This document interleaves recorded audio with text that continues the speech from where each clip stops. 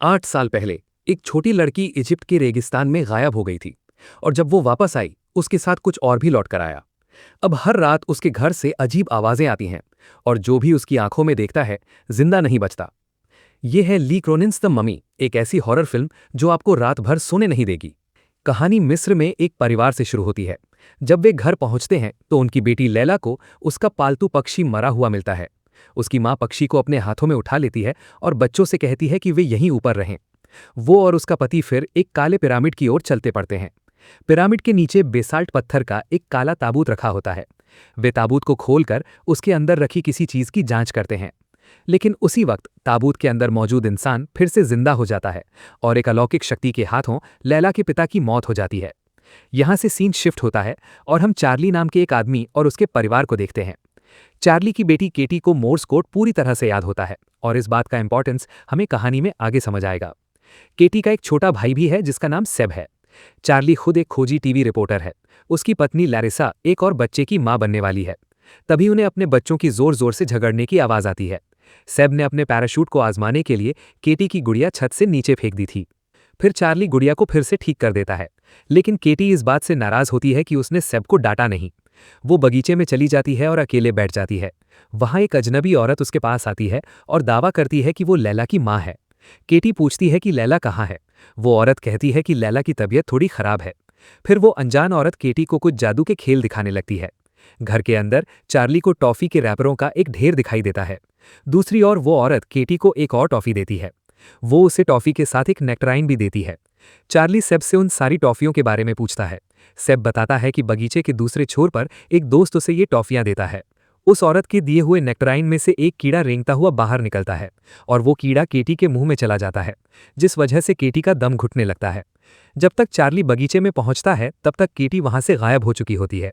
Charlie उसे ढूंढने के लिए दौड़ता है, लेकिन रेगिस्तान का एक तूफान उनकी तरफ तेजी से बढ़ रहा होता है। चार्ली देखता है कि वो औरत केटी को अपने साथ ले जा रही है। वो उनके पीछे दौड़ता है, लेकिन तूफान और भी ज्यादा तेज हो जाता है और चार्ली उन्हें खो देता है। कहानी का रुख एक पुलिस थाने की ओर मुड़ता है। यहाँ डालिया नाम की एक अफसर से पूछा जाता है, तुम अच्छी अंग्रेजी बोलती हो, है ना? उसका सीनियर उसे आगे ले जाता है और उससे कहता है कि अगर तुम मिसिंग पर्सन्स डिपार्टमेंट में शामिल होना चाहती हो तो एक बात अच्छी तरह जान लो। आज तक मैंने जिन भी लोगों को खोजा है उनमें से ज्यादातर लोग पहले ही मर चुके थे।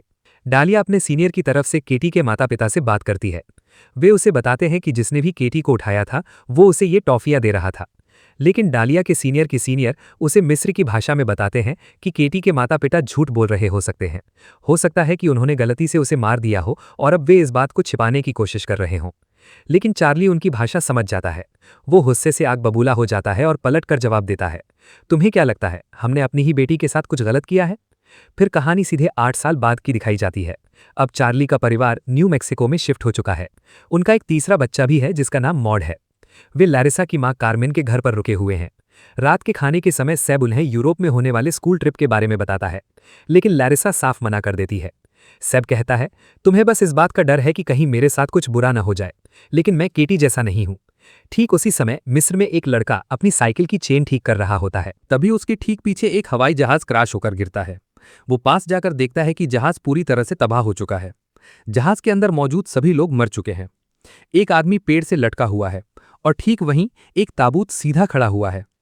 पुरातत्ववेत्ता भी ये देखकर हैरान रह जाता है कि जहाज क्रैश होने के बाद भी ये ताबूत पूरी तरह से सुरक्षित है। वो ताबूत को खोलता है। उसके अंदर एक लड़की की लाश पड़ी होती है। अचानक वो लड़की चीखने लगती है। न्यू मैक्सिको में चार्ली के फोन पर एक कॉल आता है।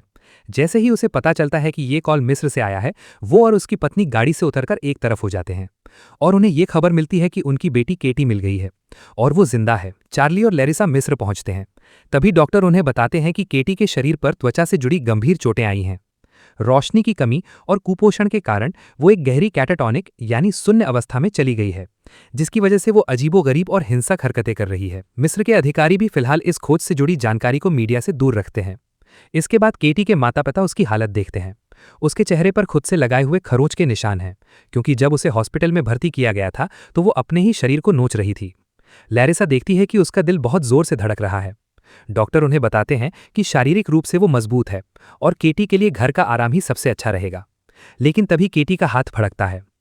चार्ली उसका हाथ पकड़ लेता है, लेकिन केटी उसका हाथ जोर से जकड़ने लगती है और अजीब तरह से कराहने लगती है। ये सब देखकर लैरिसा बाहर निकल जाती है और फूट फूट कर रोने लगती है। ऑफिसर डहालिया भी वहीं मौजूद होती है। वो चार्ली को 3000 साल पुराने बेसाल्ट के ताबूत की एक तस्वीर दिखाती है। वो उसे बताती है कि जब विमान दुर्घटनाग्रस्त हुआ तब केटी को उसी ताबूत के अंदर ले जाया जा रहा था। मिस्र में किसी चीज या किसी व्यक्ति को ताबूत के अंदर छिपाकर ले जाना पकड़े जाने से बचने का सबसे अच्छा तरीका माना जाता है। हालांकि चार्ली भी डहालिया को पहचान लेता है कि ये वही ऑफिसर है जिसने 8 साल पहले उससे बात की थी। वही ऑफिसर जिसे लगता था कि चार्ली ने अपनी बेटी के साथ कुछ गलत किया है। डहालिया कहती है कि ये उसके सीनियर ऑफिसर की राय थी जिनकी अब मौत हो चुकी है। चार्ली और लैरिसा केटी को वापस न्यू मैक्सिको ले आते हैं। केटी की हालत देखकर बाकी परिवार वाले भी सदमे में आ जाते हैं। फिर उसे ऊपर उसके कमरे में ले जाया जाता है। मॉड ऊपर आती है और अपना परिचय देती है। उसकी दादी कार्मेन उसके पास बैठ जाती है और प्रार्थना शुरू कर देती है। तभी केटी उठती है और कार्मेन के सिर पर जोर से टक्कर मार देती है। केटी अजीबोगरीब हरकतें करने लगती है, मानो वो किसी के वश में हो। इसलिए लैरिसा उसे शांत करने के लिए एक दवा का इंजेक्शन लगाती है। रात में मॉड सेबेस्टियन के पास आती है और कहती है कि वो केटी को देखकर बहुत ज्यादा डर गई है। चार्ली उस ताबूत की तस्वीरों और उन पट्टियों की जांच करना शुरू कर देता है जिनमें केटी को लपेटा गया था। लैरिसा ऊपर केटी के साथ होती है, लेकिन अचानक मॉड को ऊपर से जोर जोर से थपथपाने की आवाजें सुनाई देती हैं। वो सेबेस्टियन को जगाती है और उसे बताती है कि ऊपर से अजीब सी आवाजें आ रही हैं। ऐसा लगता है जैसे कोई दौड़ रहा हो। चार्ली देखता है कि केटी अपने बिस्तर पर नहीं है। वो लैरिसा को जगाता है। नीचे सेबेस्टियन एक बेसबॉल बैट उठा लेता है। वो दीवार की तरफ से आ रही आवाज की दिशा में बढ़ता है। उसके माता पिता भी वहीं पहुंच जाते हैं। दीवार के अंदर बनी खाली जगह क्रॉल स्पेस में केटी दौड़ रही होती है। फिर लैरिसा केटी के पीछे पीछे अंदर जाती है और चार्ली भी दूसरी तरफ से उस खाली जगह में घुसता है। दोनों माता पिता देखते हैं कि केटी एक कोने में बैठी हुई है और एक बिच्छू खा रही है। बाकी दोनों बच्चे उनकी आवाजें सुन लेते हैं।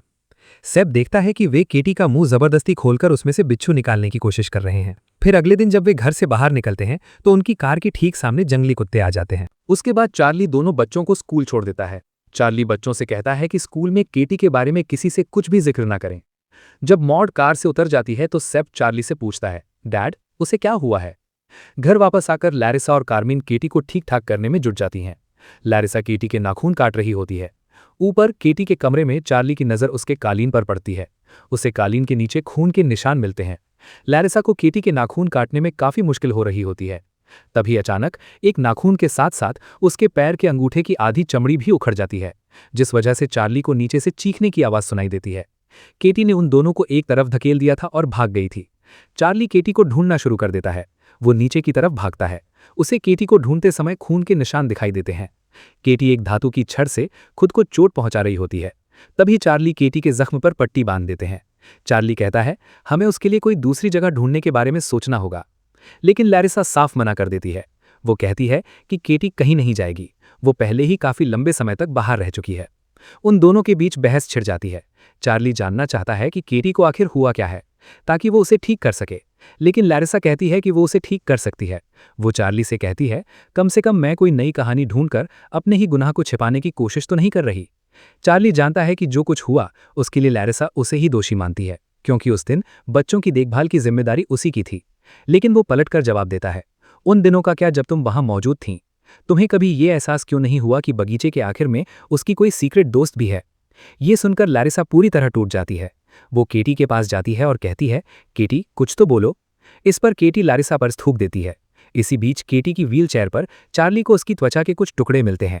ध्यान से देखने पर उसे पता चलता है कि उन पर कुछ लिखा हुआ है। चार्ली सीधे लेक आर्कियोलॉजी की क्लास में जाता है। क्लास खत्म होने के बाद वो प्रोफेसर बिक्सलर के पास जाता है और उन्हें वो लिखावट दिखाता है।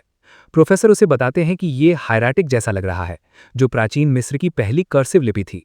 वो चार्ली से पूछते हैं कि आखिर उसे ये चीज़ मिली कहाँ से। चार्ली बस उनसे इसे ट्रांसलेट करने के लिए कहता है। इसके बाद जब वो केटी के पास बैठा होता है तो वो अपने दांतों से कुछ आवाज़ें निकाल रही होती है। अपनी बेटी को इस हालत में देखकर चार्ली पूरी तरह टूट जाता है, लेकिन ध्यान से सुनने पर उसे एहसास होता है कि वो मोर्स कोड के जरिए उसे कुछ बताने की कोशिश कर रही है। चार्ली उस कोड को नोट कर लेता है। वो केटी के सामान में छानबीन करता है। उसे एक ट्रांसलेटर मिलता है और वो मोर्स सिग्नल्स को डिकोड कर लेता है। केटी बार बार एक ही नाम दोहरा रही होती है, लैला। चार्ली तुरंत डालिया को फोन करता है।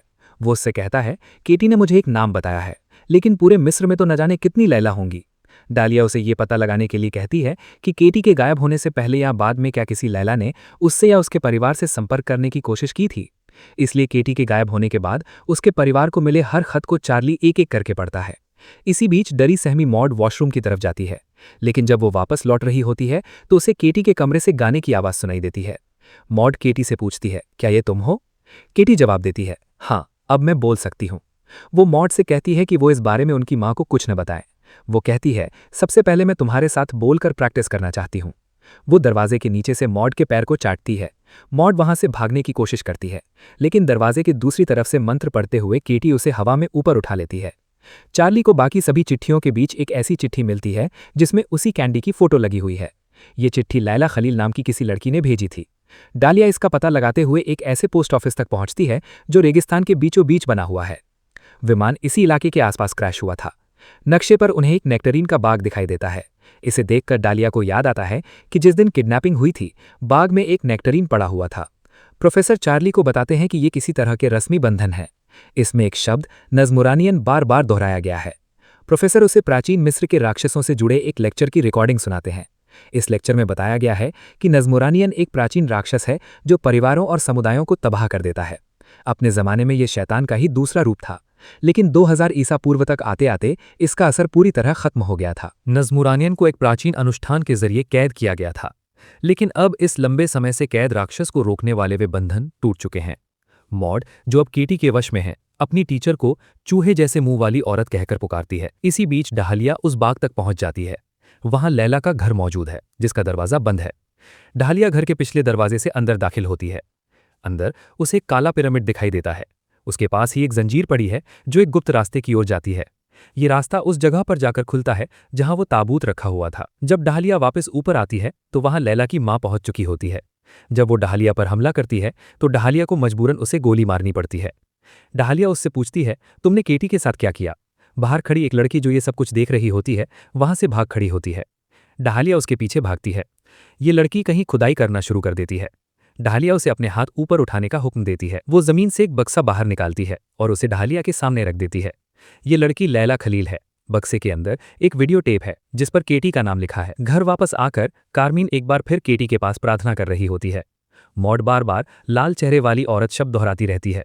चार्ली कहता है, हम लारिसा को इस बारे में कुछ भी नहीं बताएंगे। लेकिन ठीक उसी समय लारिसा को लैला का खत मिल जाता है और ऊपर केटी कारमेन पर हमला कर देती है। कारमेन कमरे से बाहर भी नहीं निकल पाती। केटी डरावनी हंसी हंसती है। कारमेन का क्रॉस वाला हार ऊपर उठता है और उसकी गर्दन में कस जाता है। वो उसे हवा में ऊपर उठा लेता है। केटी उसे खिड़की से बाहर फेंक देती है, सीधे चार्ली की कार पर। ये सब देखते हुए मॉड हंस रही होती है। कोयोट यानी जंगली कुत्ते आते हैं और कारमेन को जिंदा ही खा जाते हैं। दूसरी तरफ डालिया वो वीडियो टेप चलाती है। उसमें लैला की मां कहती है, एक मासूम बच्चे का शरीर सबसे ज्यादा समय तक सुरक्षित रहता है। उसने पूरी रस्म इस टेप पर रिकॉर्ड की थी। डालिया लैला से पूछताछ करने जाती है, लेकिन लैला की जबान काट दी गई है। ये उसकी अपनी मां ने ही किया था, क्योंकि उसने एक बार सच बताने की कोशिश की थी। लैला बोलने की बहुत कोशिश करती है। वो कहती है केटी को बक्से के बाहर नहीं होना चाहिए, लेकिन वो घाटी जल्द ही पानी में डूबने वाली थी।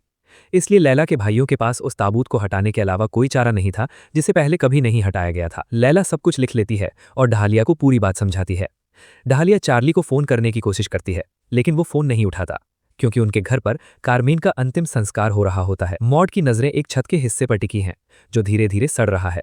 चार्ली ने केटी का दरवाजा बंद कर दिया है और उसकी पहरेदारी कर रहा है, लेकिन सेब उससे कहता है कि वो अपनी मां के पास जाए। लारिसा अब केटी को घर के अंदर नहीं रखना चाहती, इसलिए अब सेब केटी के दरवाजे की पहरेदारी कर रहा है और उसे दरवाजे पर दस्तक देने की आवाजें सुनाई देने लगती हैं। अंदर से केटी कहती है, प्लीज मुझे बाहर आने दो ताकि मैं नीचे चल रही पार्टी में शामिल हो सकूं।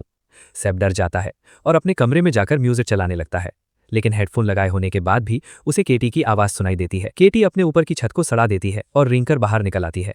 मॉड जाती है और कारमेन के नकली दांत उसके मुंह से बाहर खींच लेती है। वो उन्हें अपने मुंह में डाल लेती है। वो उन्हीं दांतों से एक आदमी पर हमला करती है। लारिसा उसे बाहर खींचने की कोशिश करती है।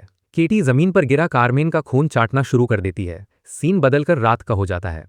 चार्ली ने केटी को उसकी व्हीलचेयर से बांध दिया है, लेकिन अब तक सेब भी उसके काबू में आ चुका होता है। लारिसा परिवार को किसी सुरक्षित जगह ले जाने के लिए पैकिंग कर रही होती है, लेकिन तभी उनके घर की घंटी बजती है और केटी अपनी व्हीलचेयर को हवा में उछालना शुरू कर देती है। डालिया आती है और चार्ली और लारिसा को वो टेप सुनाती है। इसमें वो औरत कह रही है कि ये 82वीं मम्मी बनाने की रस्म होने वाली है।